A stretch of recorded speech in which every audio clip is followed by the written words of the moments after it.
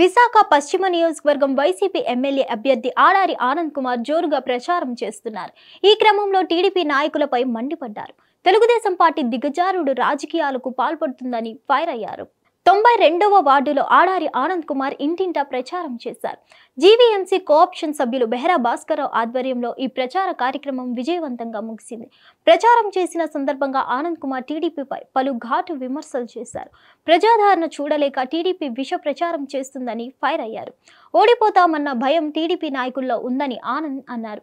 YCP ప్రభుత్వం చేపట్టిన అభివృద్ధి కార్యక్రమాలే ప్రజలను ఆకర్షించాయని తెలిపారు. నియోజకవర్గంలో ప్రజలు బ్రహ్మరథం పడుతున్నారని అన్నారు.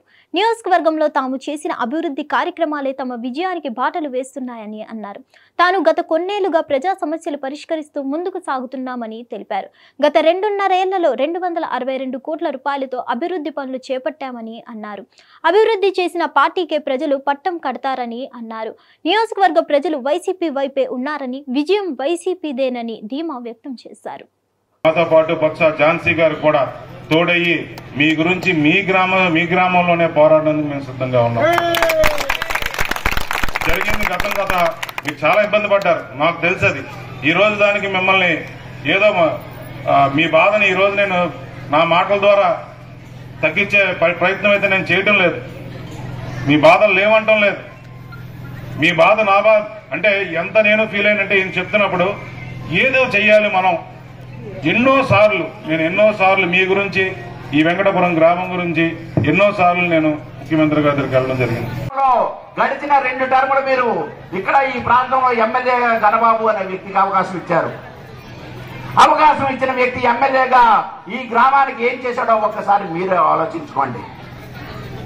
ఏ రోజైనా ఏ సమస్య రోజైనా స్పందించడా లేదా అనేది ఒకసారి మీ విజ్ఞతగా వదిలేస్తున్నా.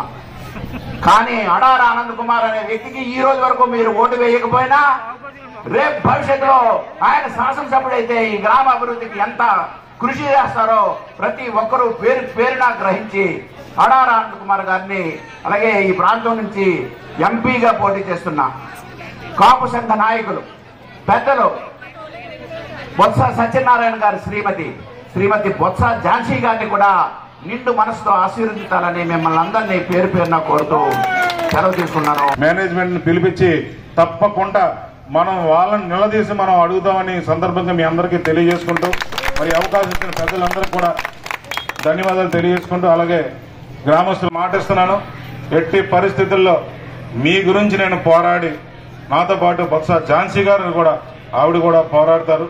మిమ్మల్ని అందరినీ కోరుతుంది, రేపు వచ్చే ఎలక్షన్లో నేను మళ్ళీ వస్తాను, మళ్ళీ గ్రామస్తులతో మళ్ళీ మాట్లాడతాను. ఇదేదో అయిపోయింది, ఎలక్షన్ ముందు మళ్ళీ రానని కాదు, మళ్ళీ నేను భాస్కర్ గారు వస్తాం, అందరితోనే మాట్లాడతాం. ప్రతి ఒక్కరి బాధను కూడా మేము మా సొంత మనుషుల బాధగా తీసుకొని తప్పకుండా మేము అవన్నీ కూడా కన్సిడరేషన్లో పెడతామని సందర్భంగా తెలియజేసుకుంటూ, అలాగే అదే కేసుల గురించి కూడా నేను మాట్లాడడం జరిగింది. ఇది ఓన్లీ గవర్నమెంట్ తరఫు నుంచి అయితే మనం డైరెక్ట్ గా మాట్లాడి చేయొచ్చు. దీనికి వాళ్ళతో కూడా మాట్లాడడం జరుగుతుంది. దీని గురించి మనం సిపి గారికి కూడా ఇన్ఫార్మ్ చేయడం జరిగింది. ఆ ప్రాసెస్ అయితే కూడా జరుగుతుంది. కేసుల సమస్య అయితే మటుకు తప్పకుండా త్వరలోనే కోడ్ అయిపోగానే మళ్ళీ అందరినీ ఎవరైతే సభ్యులు ఉన్నారో, ఎవరైతే అందులో కేసుల కింద అదే పేర్లు పెట్టడం జరిగిందో వాళ్ళందరినీ కూడా నేను సిపి గారు తీసుకెళ్లి వాళ్ళతో మాట్లాడి తప్పకుండా కేసులు లేకుండా కూడా తప్పకుండా చేస్తానని మాటిస్తున్నాను. చాలా మంది నాకు చెప్పడం జరిగింది. ఇది ఒక ప్రభుత్వానికి ప్రజలకి మధ్యన సమస్య అయితే ఈ పాటికి ఎప్పుడో నేను సాల్వ్ చేసి ఉండేవాడిని. దానికి ఉదాహరణ కూడా చెప్తాను మీకు. 40 సంవత్సరాల నుంచి ఎంతో మంది ఏకేసీ కాలనీలో ఇల్లు లేక ఒక రేపు ఇంట్లో 5 అడుగుల హైట్లోని ఈరోజు వాళ్ళందరూ కూడా నివసిస్తూ ఎంతో ఇబ్బంది పడుతున్న పరిస్థితుల్లో నేను అలాగే మొట్టమొదటిసారి ఫస్ట్ గడప కూడా ఏకేసీ కాలనీలో చేయడం జరిగింది. నేను వాళ్ళని చూసిన తర్వాత చాలా బాధ అనిపించి ఆ వారంలోనే నేను ముఖ్యమంత్రి గారి దగ్గరికి వెళ్ళి, సార్ ఇది చాలా దారుణం సార్, చాలా ఇబ్బందులు ఉన్నారు వాళ్ళందరూ చెప్పడం జరిగింది. ఇమీడియట్ గా ఆయన కోర్టు చైర్మన్ గారితో మాట్లాడి మనం కూర్చొని సాల్వ్ చేసుకోవాలి, కానీ మనం కోపం పడి మనం లేచి వెళ్ళిపోతే మటుకు అది మనకు సమస్యలు తీరదు. సమస్యల కోసం పోరాడి మనం తెచ్చుకోవాలి. మీరు దయచేసి ఉండండి. ఎందుకంటే ఎల్జీ పాలిమర్స్ లో ఓన్లీ 10 మందికో 15 మందికో డబ్బులు ఇప్పించడం కాదు, అక్కడ నష్టపోయే నిరుద్యోగులకు కూడా మనం సమాధానం చెప్పాలి. ఓపిక పట్టనని చెప్పి నేను కూర్చోబెట్టి, ఎందుకనంటే ఆయనకి అంత ఎక్కడో ఇక్కడ అన్యాయం జరిగిందనే ఫీలింగ్ మీకెంత ఉందో ఆయనకు కూడా అంతే ఉంది. అది నేను పూర్తిగా నేను కూర్చొని ఆ రోజు కలెక్టర్ ఆఫీస్ లో అందరంతా ఆఫీసుల ముందు అలా కాదని మేము ఇచ్చేసామండి, కొంతమంది మరి మిగిలిపోతే ఈ విధంగా ఉన్నప్పుడు డిస్కషన్ ఆయనలోని ఆ చిన్న విషయానికే ఆయన ఎంత బాధపడి పైకి లేచి బయటకు వచ్చేస్తున్నారంటే వెంటనే నేను కూర్చోబెట్టి నేను చెప్పడం జరిగింది. గడిచిన 2 టర్ములు మీరు ఇక్కడ ఈ ప్రాంతంలో ఎమ్మెల్యే గణబాబు అనే వ్యక్తికి అవకాశం ఇచ్చారు. అవకాశం ఇచ్చిన వ్యక్తి ఎమ్మెల్యేగా ఈ గ్రామానికి ఏం చేశాడో ఒక్కసారి మీరే ఆలోచించుకోండి. ఏ రోజైనా ఏ సమస్య రోజైనా స్పందించడా లేదా అనేది ఒకసారి మీ విజ్ఞతగా వదిలేస్తున్నా.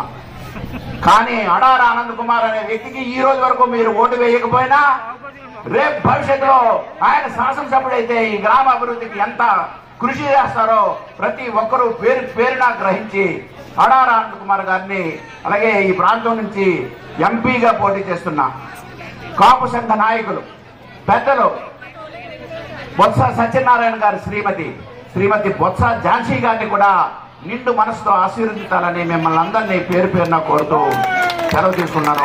అమౌంట్ ఎంతైతే అంత మంజూరు చేయాలని చెప్పేసి మీ అందరి తరఫున ఆయన కోరుతున్నా. ఇవన్నీ జరగాలి అని అంటే రేపు భవిష్యత్తులో ఎన్నికల్లో గ్రామస్తులందరూ కూడా ఒక మాట మీద వచ్చి ఎవరైతే అభివృద్ధి కోసం నిలబడతారో, ఎవరైతే మన ఊరు బాగు కోసం నిలబడతారో, ఎవరైతే ప్రలోభాలకు లొంగకుండా తప్పుడు మాటలకు ఆస్కారం ఇవ్వకుండా ఎవరైతే గ్రామ అభివృద్ధి ధ్యేయంగా పనిచేస్తారో వారికి అవకాశం ఇవ్వండి.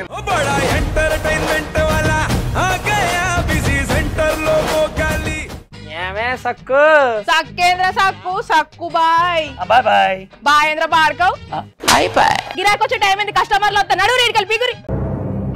కస్టమర్లు వస్తున్నారు కదా, మాత్రం పొగరు ఉంటది. మరి తగ్గించేద్దాం పొగర్ని. డబ్బులు కట్టేస్తామేంటి కొంప తీసి? లేదు, కస్టమర్లు ఆపేద్దాం. పదా మరి మన బిజినెస్ స్టార్ట్ చేద్దాం.